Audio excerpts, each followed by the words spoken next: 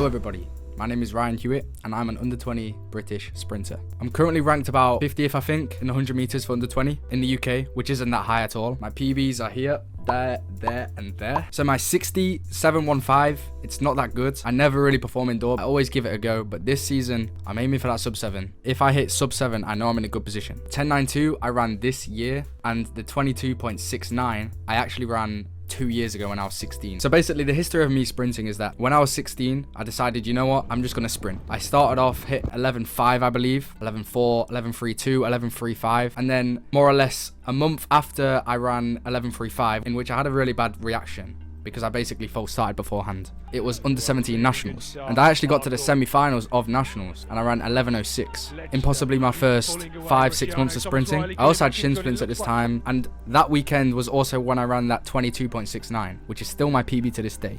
The reason why that 200 meter time hasn't gone up is because I've had very bad low back issues. In 2022, I'll put my PBs there and there. I just didn't have a good year because I had a trapped nerve in my lower back, and it was horrible in my right lower back. And I was trying to race, I was trying to compete, I was trying to improve, but I just couldn't. And I think 11.08, 22.76, I think it was, are actually pretty good times. And in 2023, my PBs there and there. 7.15, the 10.92, and the 22.9 something, 22.99. I only ran 1 this year because my lower back. And so I made the stupid decision of carrying on competing because I had my last English schools this year, my first and last English schools. I got to the final in that English schools, and in the final, my lower back was fried. And after this competition, I had about 2 months off. And then at the end of August, I ran at Loughborough and ran 11.02 and 11.13. In that 11.13 race, again, I had the same problem with my back. So since then, I've had a break until 1st of October, and I've come back on the 1st of October doing these movement exercises that my physio gave me and stretches, mobility exercises, and I can say that my sprint training is finally getting underway. Now, as any other aspiring athlete, my main goal is to reach the Olympics one day. Also,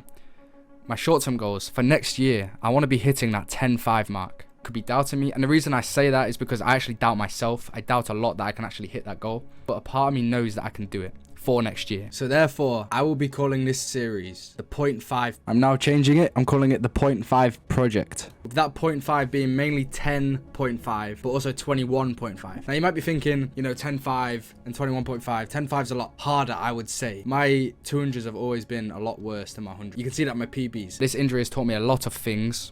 The past 2 years, it's 2 seasons, it's made me suffer. And 50% of that is because I was stupid and carried on competing, carrying on training. So next year, I want to get to the World Under 20 Championships, and for that I will need to be at least running 10.45. Now I have serious doubts in if I will be able to reach this or not, but I'm simply just going to train. I'm just going to have the intent on improving all the time, and that is my end goal. My main goal is to reach the final of national championships, as I've not done that yet. Last year I got to nationals, I had a problem in the heat, I had a problem with the start, it really threw me off, and basically I'll put the video up now. There was an official when we were in the on your marks position. She was telling me to put my foot in the block even though it was already in the block. And you can see here now, when I readjusted my foot, is in the exact same position on the block. It was always on the block. And anyway, it threw me off. I was overthinking in my mind. And this is another thing. I'm kind of glad it happened because I've learned from this now. If it ever happens in the future, I know what to do. Simply just put your hand up and restart, reset yourself. And this caused me to, I don't like making excuses. I must have just not been fast enough anyway. But it caused me to have a very bad start, very bad transition phase. At this point in the season, I was kind of evolving my last 50 meters. I was becoming really good at my last 50 meters. I'll put here, my English schools race, my heat. I came through very strong. But that was mainly because my lower back caused me to have really bad starts. Because usually it's the other way around. Usually I'm a little bullet at the start. But I've not been able to do that this year.